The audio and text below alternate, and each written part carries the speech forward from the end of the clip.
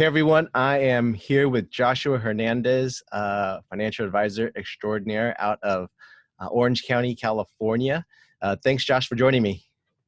You're welcome. Good to be on with you today, Dan. So I'm very, Beautiful, beautiful yeah, day in Southern California over here. beautiful day. I wish we can do this outside, but unfortunately, we're not the technology yet to do it outside and avoid all the noises. But again, I do want to thank you for joining me today. I'm very excited for our conversation because you and I have known each other for a very long time, and over the last couple years, you and I have seen some pretty cool things in your industry, helping business owners and entrepreneurs put more money in their pocket, help them keep employees, and overall, I think business owners will obviously want to keep more money for themselves, so that either they can grow their business or help their family or help other people. Absolutely. Yeah, it's been an awesome ride to see your business grow and all the cool things you've been doing. So congrats on all your success and excited to be here to share some cool ideas and just chat. Yeah. So I'm very excited to share some of the things that you're going to talk about today. And before we start, can you share a little bit about, you know, where you grew up, before you got into this industry, how you got into this industry, and things like that? Yeah, absolutely, absolutely. I'm a Southern California boy. Grew up in the South, SoCal, and Mexican American family. Most of us spoke Spanish, English. Great carne asadas over the weekend, and great family. Mom and dad are awesome, hardworking people, um, and it's been great. It's been awesome. Great family background. I didn't know what I wanted to do early on, but I saw the internet moving and growing in technology. And actually, my first degree ended up being in computer science. So Mhm. we saw technology being in the wave of the future, and I wanted to be part of some of that, and got my degree. Turned out I found I liked working with people more than fixing computers. So I got into training in HR and just spending time with just the workforce. I was a little better at that, but I've always had this like methodical background, this IT background in the back of my head. So I tinker around with, I'm fascinated by computers and technology and marketing and all that cool stuff. And then there was in my 20s, still in my 20s, I ended up at that time, not too long after I got into HR, and I ran across a very successful financial advisor who said, "Hey, you want to learn about money?" And I thought, who doesn't want to learn about money? I didn't have a lot of it, so I was first surprised that he was even talking to me about this. But which ended up being, one of the things I really fell in love with is that he was willing to take some time to just sit and chat. And I learned more about money and investments and taxes and insurance in that 1 hour with him that I learned my whole time in school and college, and was fascinated. But it was probably not until I introduced him to, some family of mine, that all hardworking people. We were not poor. I was never broke. I never felt broke. We always had food on the table. So I thought, hey, my family's doing okay. Let me introduce this guy to people that I care and love, and make more of what they have. And surprisingly, they didn't have anything. They didn't have anything, and it was kind of a letdown, because I thought, oh, everyone's always seemed to have money. They had a couple homes, a couple cars, and I realized most people don't get a lot of support in the area of personal finance unless you have, multiple zeros in your bank account. Then you're going to have every bank and every firm calling you. And if you don't, then you're kind of on your own. And that doesn't mean you're broke. Some people have a lot of money or a decent amount of money, but they just don't have a certain net worth to be paid attention to. And I thought, what, this is an area that I care about, because it was a personal kind of scenario with my family, and I liked it, and I thought this could be something for me. And it's been almost 20 years now, and I love it. I love the business of teaching people how money works. Okay. And I'm sure, hasn't always been sunshines and rainbows in your industry and your journey as a entrepreneur. Would you be willing to share some of the kind of roadblocks you've had to go through, to get to where you are today? Yeah, especially starting off in your 20s, think about, you in your 20s, a young individual going out and talking to people that have money that might be in their, 50s, 60s, and 70s and saying, "Hey, I can help you manage your money." And uh, you could imagine the kind of expressions that I might get at that age.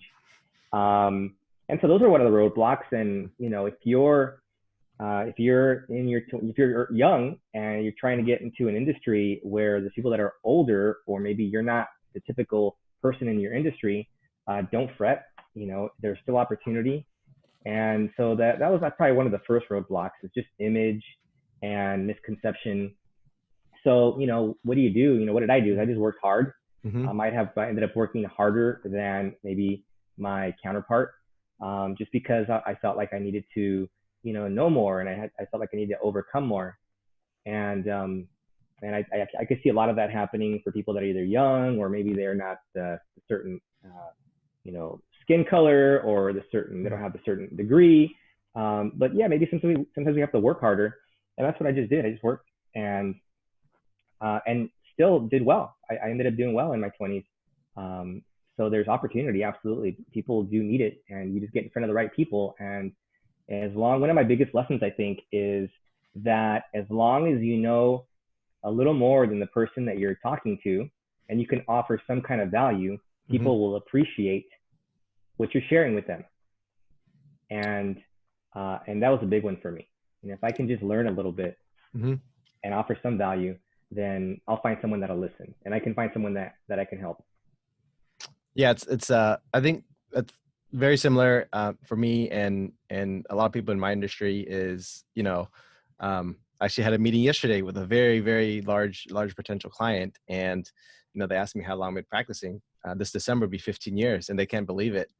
And I even wore the suit, and I dressed up, and so from time to time, even now, and it was even worse, 15 years ago.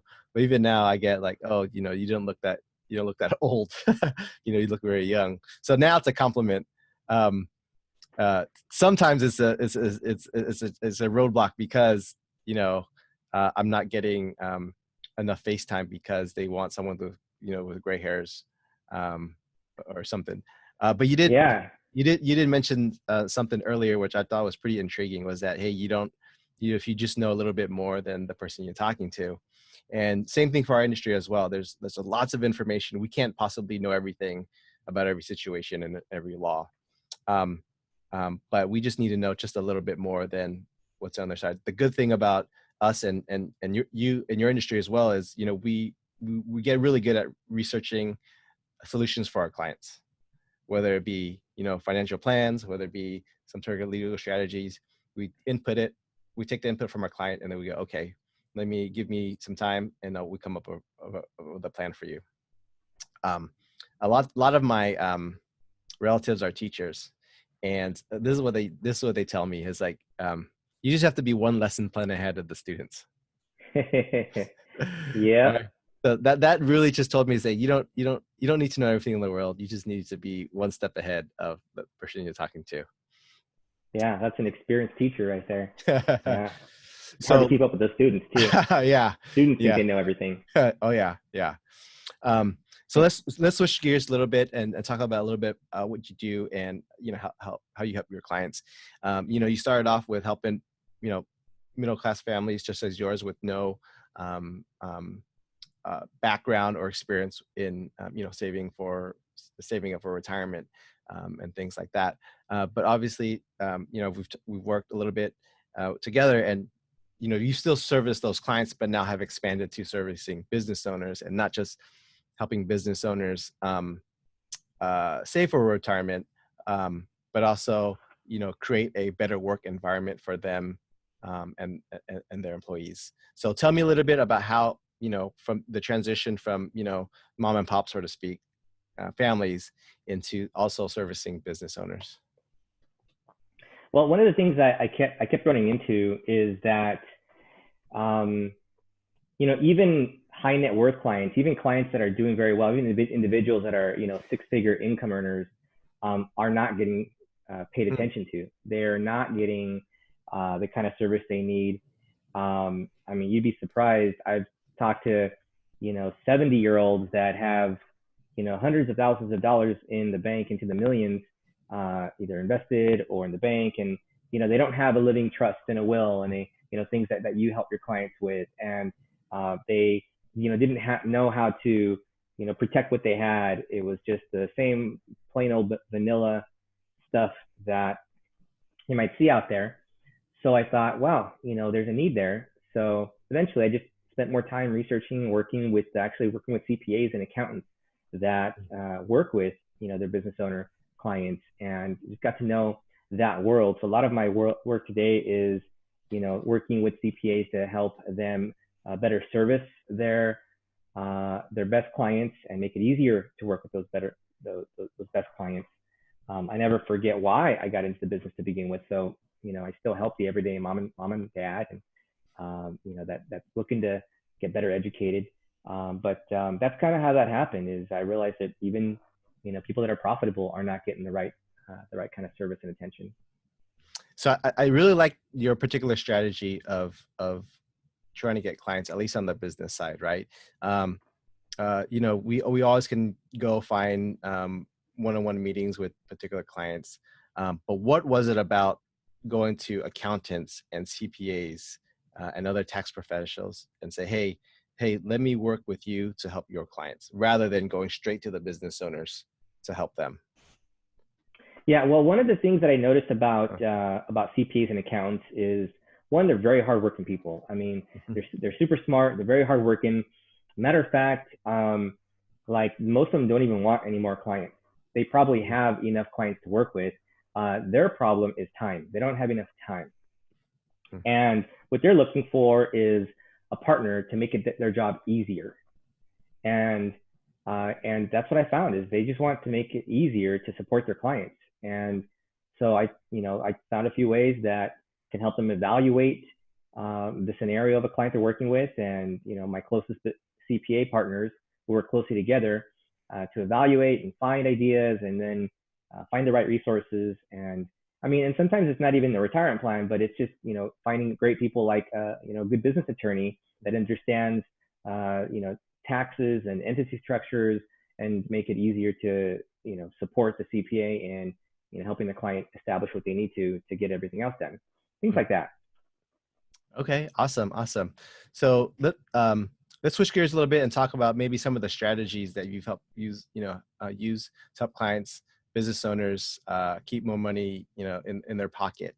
And obviously CPAs, tax accountants, is usually one of the biggest ways is to find,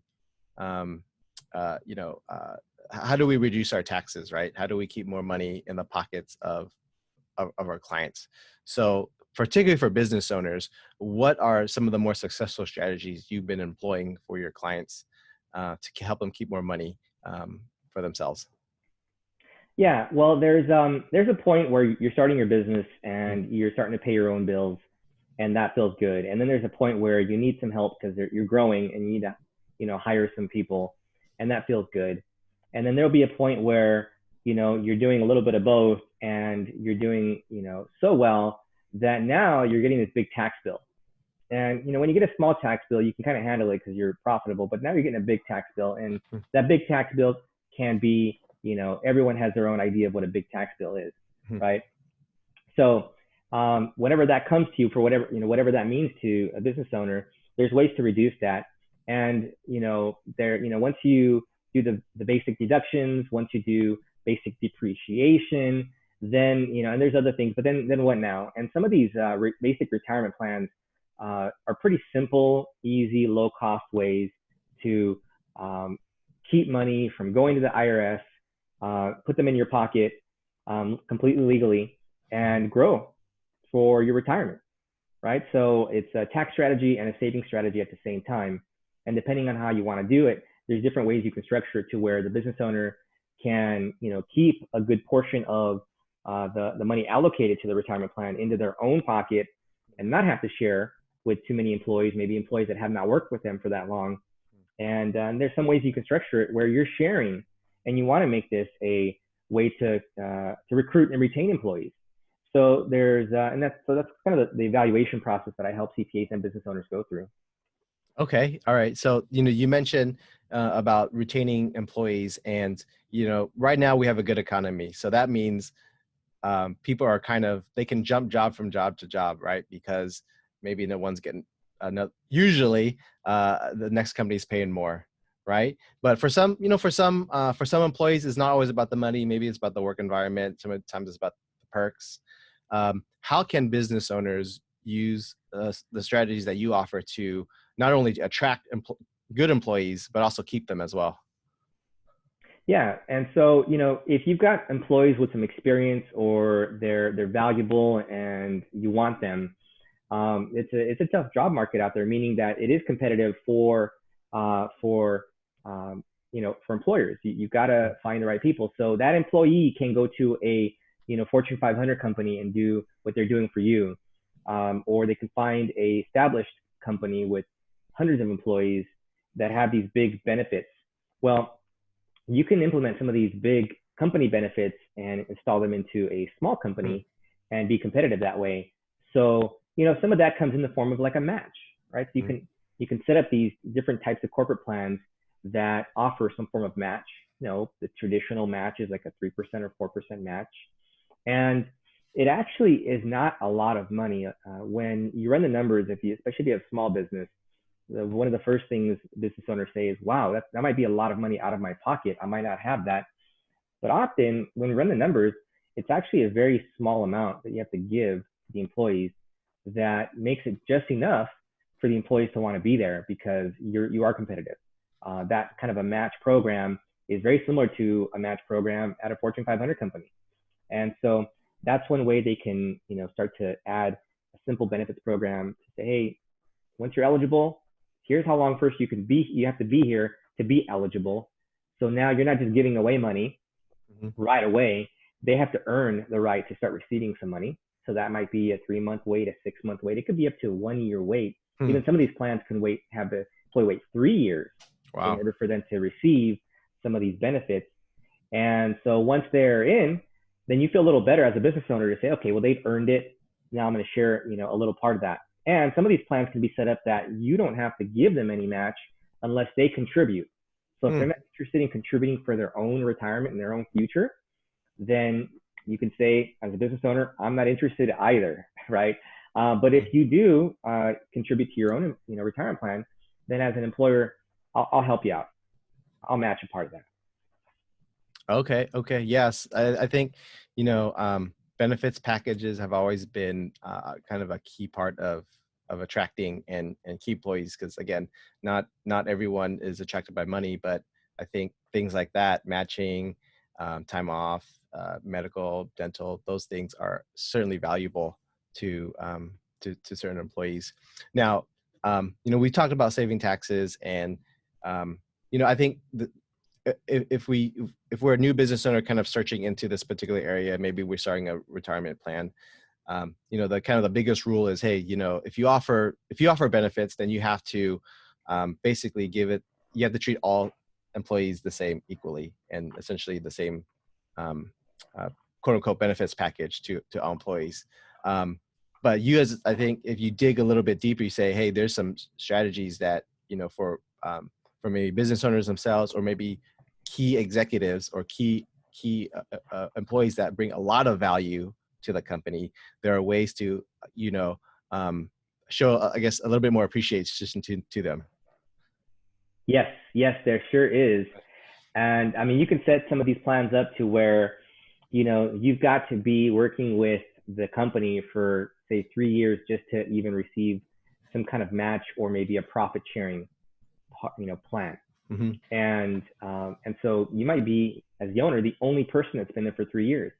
And if you've got employees, if you got a high turnover, means that, in some of these situations, you can look at your net profit, or you can, look at your wages and set the document up, the plan in place where you're able to take your company profits up to, and look at your wages and use 25% of your wages and and use the company profits to put into the plan. So let's say you pay yourself $100,000, and 25% of $100,000 is 25 grand, right? And you've got $50,000 in profit that you're going to be taxed on. So what you do is the plan can be designed where you take $25,000 of your net profit and put that into your own retirement account, right? And because you had turnover, you're the only one that is eligible to participate, because you may have been there for 3 years and no one else has. So that allows you to take some of your profit that you would have paid to the IRS and just put it into your retirement account. And that supersedes what you could do in a traditional IRA, which, you know, depending on the age you are, you know, $5,500 a year, that's the max you can put into an IRA. And now, you know, you've got this plan that gave yourself $25,000. So that's an example. And you can have it set up as well where you've got other employees that say you're the owner, then you've got some directors or some senior people that have been with you, where you can categorize them. And we've got what they call third-party administrators that are kind of like CPAs, but for 401k plans and plans like that, where they can make sure that you're legally doing the right stuff. But as long as you're following, you can categorize and saying this category gets a higher percentage of the profit. So you've got the owner getting the bigger percentage potentially. You've got these getting the next biggest, and you've got your everyday employees getting a small amount. Okay. So there's, like, you know, everyone can still get compensated, just depending on how long you've been there, among other things. Yeah, exactly. Yeah. Okay. All right. So we're kind of almost at the end here, but I do want to ask you a couple more questions to wrap this up. You know, if we're kind of on the cusp of taking advantage of some of these strategies, what are some of the qualities we should look for in hiring a person that can help us do these things? First is that they can give you some options, right? So, you know, if you're talking to a financial advisor that is talking about implementing a retirement plan for your company, make sure that they're not just talking about one product. Make sure that they're offering you or talking and discussing about, you know, differences between these 2 or 3 different options. And you know, if you've got somebody coming at you with just one product and they're just a salesperson, they're not being consultative. And so you want someone that's consultative, that's educated, and that's offering you a couple of different options. And you know, usually you have some time during the year to implement them. So if you've got someone saying you've got to do it right now, then, and it's the beginning of the year, then you know, if it's not in the, and they're pushing you to close, you know, to do that plan, then they're also a salesperson. So as long as the IRS says, you know, here's a deadline and you've got plenty of time before the deadline, you know, you should have some time to think through it. Though I do believe that the sooner you start something, the sooner you start taking advantage of compound interest, because some of this money you can put save and earn interest, and the sooner you're earning interest, the sooner it's working for you. So in terms of urgency standpoint, you know, it's good for you to do it, but not just because the advisor's telling you to do it now. Yeah. And I think there's some human psychology of getting it done sooner rather than later, because, you know, if you got a kind of a stack of cash sitting on the side here waiting to start this plan, but you keep kicking the can down the road, and now something comes up in your business, or like, hey, oh, you know, I haven't spent this money yet, and oh, maybe I won't start this plan yet, I'm just going to go spend it on something else that, hey, may or may not be beneficial to your business as much as maybe, you know, the plan you're going to set up for your employees. Now you're kind of dipping into that fund, and now you're just kicking the can down the road. Maybe it's next year, and maybe it's next year, and maybe it's next year. Yeah, you bring up a good point. You know, as business owners, you get super busy, and you don't have time to sometimes evaluate this stuff. And you know, so the person you're working with should, you know, be efficient. They should be helping you. But I do recommend you make some time and you allocate some time to see if there's a good thing here. Otherwise, you know, what happens is if you are profitable, your CPA says, hey, we're at the deadline here, and you're going to pay this much money, and it's going to be too late. You can't implement this plan. It should have been done the year before, right? So some of these plans, here we are, you know, it's January. Pretty soon we're going to be doing 2019 taxes, and some of these plans you should have done last year and you don't qualify for. So now you got to think ahead. And if you were told a year ago, then you should have done it a year ago or sometime last year. So I do recommend taking some time and implementing it if it makes sense. If it doesn't make sense. And the last comment I make is don't always implement the strategy just because it's a tax strategy. Because a lot of these things are combination tax and also wealth building over time. So you might not get the biggest tax benefit, but if it's just a good thing to save money, it's a good thing to make your money work for you. And if that should be enough to implement some of these ideas. But if it's gonna take more money out of your pocket to implement it, then don't do it. And that's why a good consultant can help you look at the pros and cons. All right, so we're gonna finish this off with some rapid fire questions here. Tell me the first thing that comes it pops in your head. Okay. All right. So who do you look up to? Mom. All right. So what's the best business book you've ever read? What you say to yourself when you talk to yourself. If you could do one thing over again in business, what would it be? It would be to